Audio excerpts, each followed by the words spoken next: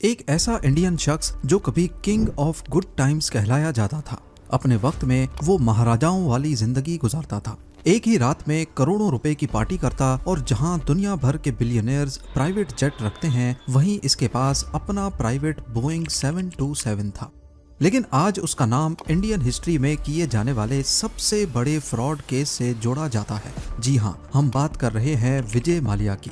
Kingfisher वो नाम था जिसने उसे हर उस चीज का मालिक बनाया जिसे एक आम आदमी सपने में देखता है।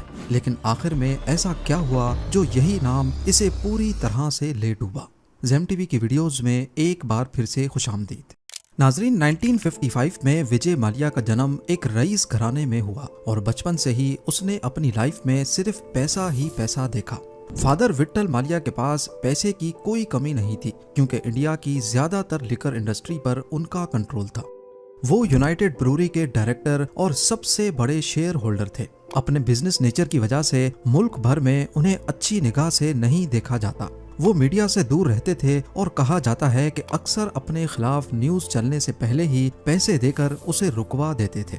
विजय माल्या उनका इकलौता बेटा था। वो बचपन से ही महाराजाओं वाली जिंदगी गुजारता था, पर उसके शौक कुछ अलग ही थे। वो बचपन से ही गाड़ियों का बहुत शौकीन था और जिस वक्त इंडिया में बच्चे लट्टू और कंचे खेलते थे, विजय माल्या रिमोट कंट्रोल्ड गाड़ियों से खेलता था। विट्ठल माल्या ने उसके मुंह से कभी चांदी का चम्मच निकालने की कोशिश ही नहीं की और उसका नतीजा ये हुआ कि विजय जब बड़ा हुआ तो उसके शौक भी वैसे ही थे। वो अब खिलौनों वाली नहीं बल्कि असली गाड़ियों का शौकीन हो गया। 250 के करीब विंटेज कार्स की कलेक्शन और 200 से ज्यादा घोड़े उसने सिर्फ शौक में पाले थे। उसका ये शौक विट्ठल माल्या को पसंद नहीं था क्योंकि उनका मानना था कि ऐसे शौक पालने वाला इंसान एक अच्छा बिजनेसमैन नहीं बन सकता। लेकिन महाराजा के शौक का कोई मोल नहीं था। विजय माल्या ने 1982 में इंडियन ग्रैंड प्री का अवार्ड जीता और ट्रॉफी अपने नाम करके नेशनल चैंपियन बन गया। वो अपने इस शौक को नेक्स्ट लेवल पे लेके जाता, लेकिन फिर एक वाकया हुआ जिससे उसकी लाइफ का ट्रैक हमेशा हमेशा के लिए बदल गया।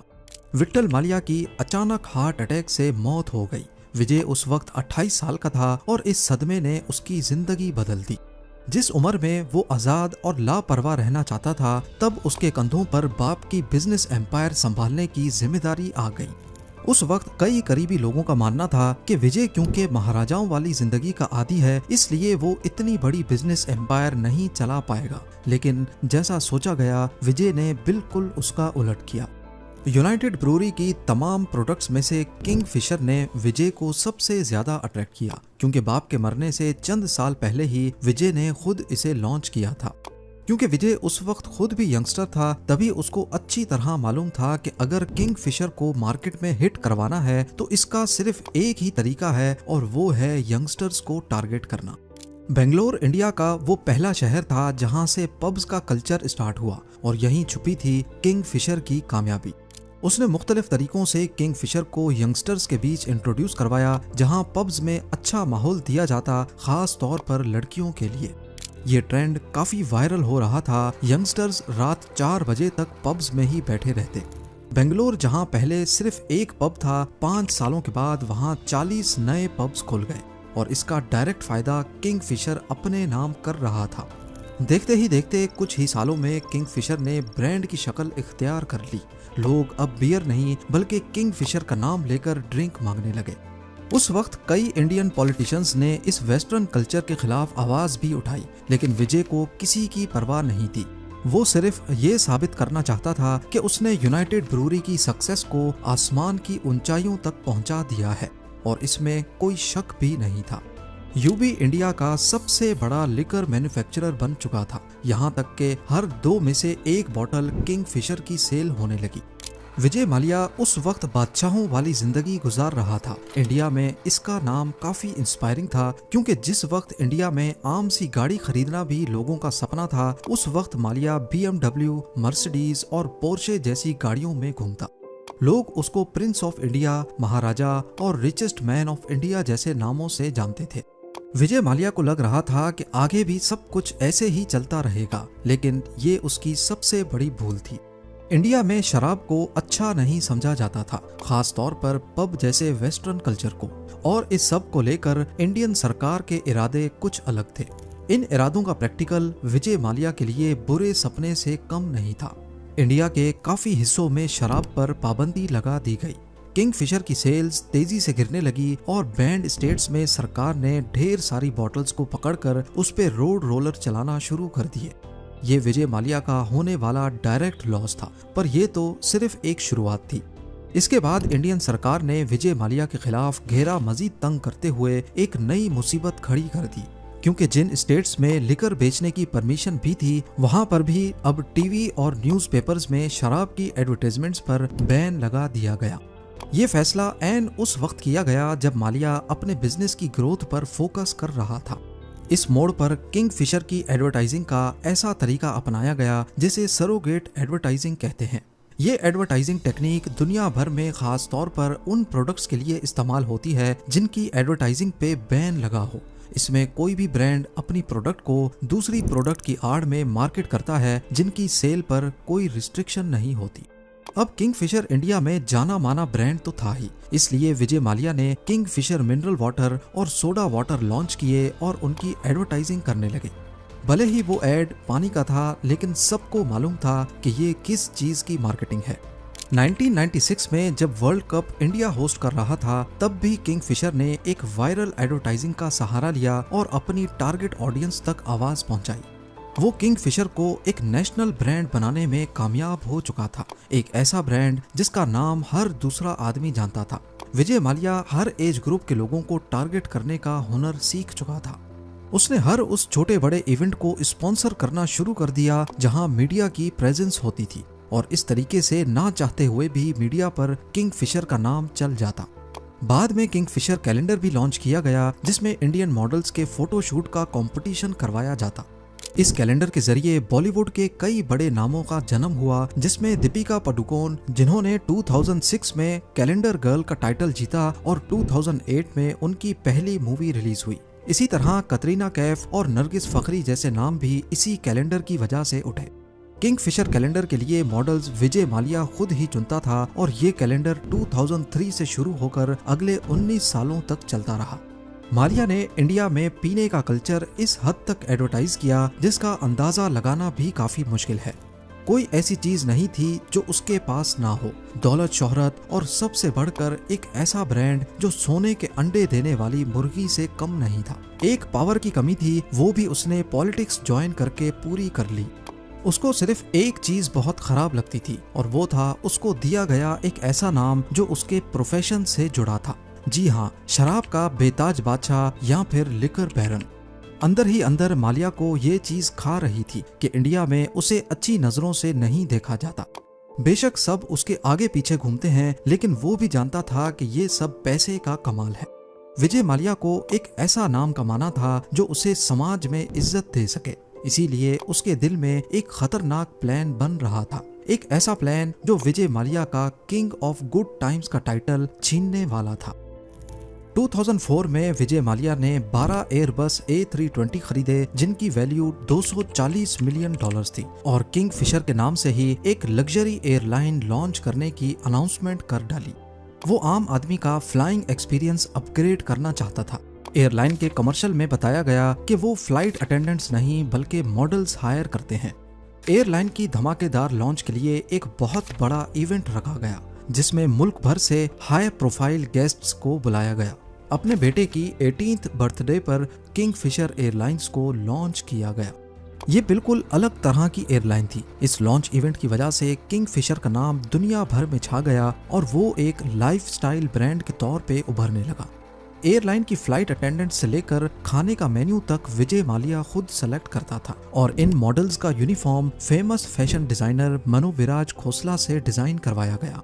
इस एयरलाइन में ना ए क्लास थी ना इकोनॉमी क्लास, पर इसको लग्जरी एयरलाइन कहा जाता क्योंकि विजय का कहना था कि इसमें इनकी अपनी लग्जरी क्लास है, किंगफिशर क्लास, और इसमें कोई शक भी नहीं था। फ्लाइट में ऐसी लग्जरी सर्विसेज दी गई जो इस बजट की टिकट में दूसरी एयरलाइंस नहीं दे सकती थी। देखते ही देखते किंगफिशर ने भारत में एयरलाइन इंडस्ट्री को बदल कर रख दिया। अब आहिस्ता आहिस्ता विजय माल्या की वो लिकर बैरन वाली इमेज बदलने लगी क्योंकि उसके पास शराब बेचने के अलावा एक एयरलाइन भी थी। विजय माल्या किंगफिशर एयरलाइन पर पैसा पानी की तरह बहा रहा था। एक दिन एयरबस की फैक्ट्री टूर पे उसको सेल्स टीम ने घेर लिया और ऐसी ऐसी चीजें दिखाई कि उसी दिन मालिया ने उनसे $1 अरब के नए जहाज खरीद लिए। मामला अब बजट एयरलाइन से हटकर प्रीमियम क्लास की तरफ जाने लगा, जो कि असल में मार्केट की डिमांड नहीं थी, क्योंकि ज्यादातर ट्रैवलर्स कम बजट में ट्रैवल करना चाहते थे। पहले जहां कोई क्लास नहीं थी, अब ए क्लास लॉन्च की गई, जिसमें बेस्ट चीजें सर्व होने लगी। लग्जरी सीटिंग, प्रीमियम सर्विस और खाना ऐसा जो शायद मेजॉरिटी इंडियंस ने पहले कभी नहीं खाया था, जैसा कि लॉबस्टर्स, जिनका नाम भी अक्सर पैसेंजर्स पहली बार सुन रहे थे। नई क्लासेस लॉन्च करने और एक्स्ट्रा एयर बस खरीदने की वजह से एयरलाइन की ऑपरेशनल कॉस्ट काफी बढ़ गई। ज्यादा ग्राउंड स्टाफ और एक्स्ट्रा फ्लाइट अटेंडेंट्स हायर की गई, जबकि लग्जरी क्लास की डिमांड न होने की वजह से सेल्स पर कोई खातिर खा फर्क ना पड़ा। इसकी वजह से पहले 18 महीनों में किंगफिशर एयरलाइन को 347 करोड़ का नुकसान हुआ। विजय के लिए ये मामूली रकम थी और इस कंडीशन में भी वो एयरलाइन पर मजीद पैसा लगाता गया। किंगफिशर एयरलाइन पहले सिर्फ डोमेस्टिक फ्लाइट्स चलाती थी और विजय माल्या को इंटरनेशनल फ्लाइट्स लॉन्च करने की बहुत जल्दी थी। लेकिन मसला ये था कि कोई भी एयरलाइन इंटरनेशनल फ्लाइट्स तब तक लॉन्च नहीं कर सकती जब तक डोमेस्टिक फ्लाइट्स में उसको 5 साल का एक्सपीरियंस ना हो जाए। लिहाजा उसने जल्दी के चक्कर में एयर डेक्कन नाम की एक दूसरी एयरलाइन खरीद ली। एक तो ये सौदा मार्केट प्राइस से काफी ज्यादा पैसों पर हुआ और ऊपर से ये लोन का पैसा था जो विजय माल्या ने इंडिया के बैंक से लिया था। उसका प्लान सिंपल था कि लोन का पैसा लो, एयरलाइन में लगाओ और रिटर्न पाने पर लोन चुका दो। कहने को तो बहुत सिंपल बात है, लेकिन असल में ये एक ऐसा जाल था जिसमें सबसे बड़ी कंडीशन रिटर्न मिलने की थी। बहरहाल किंगफिशर अब एक इंटरनेशनल एयरलाइन बन चुकी थी और पैसेंजर्स भी काफी खुश थे, लेकिन अंदर ही अंदर एयरलाइन कर्जों तले दबती चली गई। जिस वक्त ये सारे मामला चल रहे थे, उसी वक्त विजय माल्या फार्मूला 1 की टीम खरीद रहे थे। इसके अलावा उन्होंने क्रिकेट की टीम्स खरीदी, जो कि उनका अपना शौक था, ये जानते हुए भी कि उनकी एयरलाइन पर कर्जे का पैसा लगा हुआ है। उसके बाद कुछ ऐसा हुआ जिससे सिर्फ इंडिया ही नहीं बल्कि पूरी दुनिया की एयरलाइंस मुश्किल में पड़ गईं। 2008 में अमेरिकन मार्केट में रिसेशन आ गया, स्टॉक मार्केट्स क्रैश हो गईं, फ्यूल प्राइसेस बढ़ गईं और लोगों की परचेजिंग पावर कम हो गई। जब भी रिसेशन आता है तो लोग अपने खर्चों को लगाम लगा लेते हैं, जिसमें फालतू का ट्रैवल सबसे पहले मारा जाता है। अब क्योंकि यूएस डॉलर्स एक इंटरनेशनल करेंसी है, इसी वजह से इसका असर पूरी दुनिया पर पड़ता है और इस बार भी ऐसा ही हुआ। फ्यूल प्राइसेस में 3 गुना इजाफा हो गया। कंपनीज ने अपने ट्रिप्स कैंसिल किए, जबकि टूरिस्ट ने कम। इस सिचुएशन में सिर्फ वही एयरलाइन सरवाइव कर सकती हैं जो ख्वामख्वाह के फजूल खर्चे नहीं करती। पर किंगफिशर एयरलाइन तो फेमस ही अपने एक्स्ट्रावेगेंट खर्चों की वजह से थी। उन्होंने रिसेशन में भी अपने खर्चे कम नहीं किए। उनके रेट्स दूसरी एयरलाइंस के मुकाबले में कम थे और सर्विसेज बहुत आला। इस बात में कोई शक नहीं था कि किंगफिशर एयरलाइन बुरी तरह लॉस में चल रही है और इसका भांडा एक ना एक दिन फूटना ही था। जब ये भांडा फूटा तो वो नए पोल भी खोल बैठा। 12 सितंबर 2011 को एक कैनेडियन रिसर्च फर्म की तरफ से रिपोर्ट पब्लिश होती है जिसका टाइटल था पाई इन द स्काई। इस रिपोर्ट में जो कुछ पब्लिश किया गया उसने किंगफिशर एयरलाइन के सारे कच्चे चट्टे खोल कर रख दिए।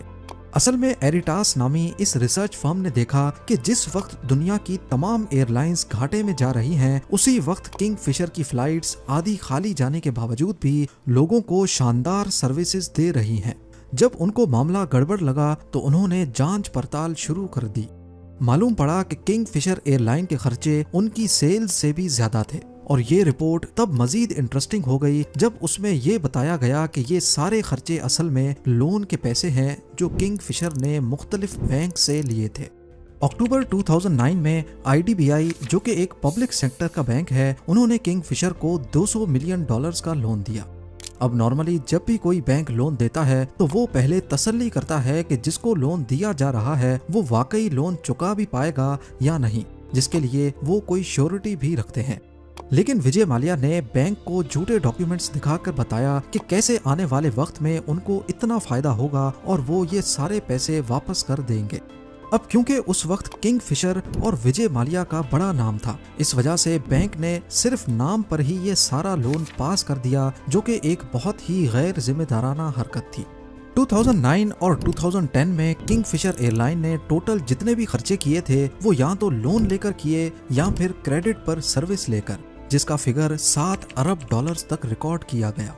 वेरिटास की इस रिपोर्ट ने पूरे भारत में तहलका सा मचा दिया, क्योंकि इसमें साफ साफ लिखा था कि किंगफिशर दिवालिया होने के करीब है। इस रिपोर्ट के बाद किंगफिशर को क्रेडिट पे फ्यूल मिलना बंद हो गया, और तो और नौबत यहाँ तक आ पहुंची कि केटरिंग सर्विस जो पैसेंजर्स के लिए बेहतरीन खाना प्रोवाइड करती थी, उनको भी कई महीनों से पैसे नहीं मिले और उन्होंने भी मजीद खाना देने से इनकार कर दिया। ये किंगफिशर एयरलाइन और विजय माल्या के लिए बहुत मुश्किल वक्त था। इस दौरान फ्लाइट्स में पैसेंजर्स के लिए खाने की शॉर्टेज होने लगी और एक मौके पर फ्लाइट अटेंडेंट्स ने अपना खाना भी पैसेंजर्स को ऑफर किया। इसके बाद वो दिन भी आ गया जब किंगफिशर एयरलाइंस के स्टाफ की सैलरीज भी बंद हो गई। उनको उम्मीद दिखाई गई कि कंपनी जल्द ही नुकसान की चुकाई करके सबको सैलरीज देगी। ऐसे करते करते 6 महीने गुजर गए, लेकिन किसी को सैलरी का 1 रुपया भी नहीं मिला। स्टाफ ने प्रोटेस्ट किए, लेकिन वादों के सिवा कुछ नहीं मिला। अफसोस की बात यह थी कि जब ये सब कुछ चल रहा था, 900 एम्प्लॉइज को 6 महीनों से सैलरीज नहीं मिली थी, उसी वक्त विजय माल्या एक फार्मूला 1 टीम और क्रिकेट टीम चला रहे थे। बेशक उस वक्त किंगफिशर एयरलाइन के पास पैसे नहीं थे, लेकिन विजय माल्या के पास थे। उसके शाहाना लाइफ स्टाइल में किसी किस्म की कमी नहीं आई, और ये सब जब किंगफिशर के एम्प्लॉइज देखते तो उनका खून मजीद खोलने लगता। इसी बीच मुंबई के इनकम टैक्स डिपार्टमेंट ने टैक्स ना देने पर 2 मरतबा किंगफिशर एयरलाइंस के बैंक अकाउंट सीज कर दिए। 2012 की शुरुआत में किंगफिशर के आधे से ज्यादा जहाज ग्राउंड हो गए और ये अपना टॉप इंडियन एयरलाइन का टाइटल भी खो बैठी। अक्टूबर 2012 में directorate general of civil aviation ने किंगफिशर का लाइसेंस सस्पेंड कर दिया, और ये किंगफिशर एयरलाइन का आखिरी दिन था। विजय माल्या ने 17 इंडियन बैंक से टोटल 9,000 करोड़ रुपयों का लोन लिया था। इनमें से ज्यादातर पैसा पब्लिक सेक्टर बैंक्स का पैसा था, यानी ये अवाम का पैसा था। लोन वापस ना मिलने पर बैंक्स ने विजय माल्या के खिलाफ केस फाइल किया, जिसमें बताया गया कि विजय माल्या एक विलफुल डिफॉल्टर है, यानी उसने जानबूझकर बैंक से तब लोन लिया जब उसको मालूम था कि उसकी एयरलाइन डूब रही है। इस सारे मामले को लेकर सीबीआई और इन्फोर्समेंट डायरेक्टरेट ने भी इंक्वायरी की, जिसमें यह मालूम हुआ कि लोन लेते वक्त विजय माल्या ने फेक डॉक्यूमेंट्स दिखाकर बैंक से लोन लिए थे।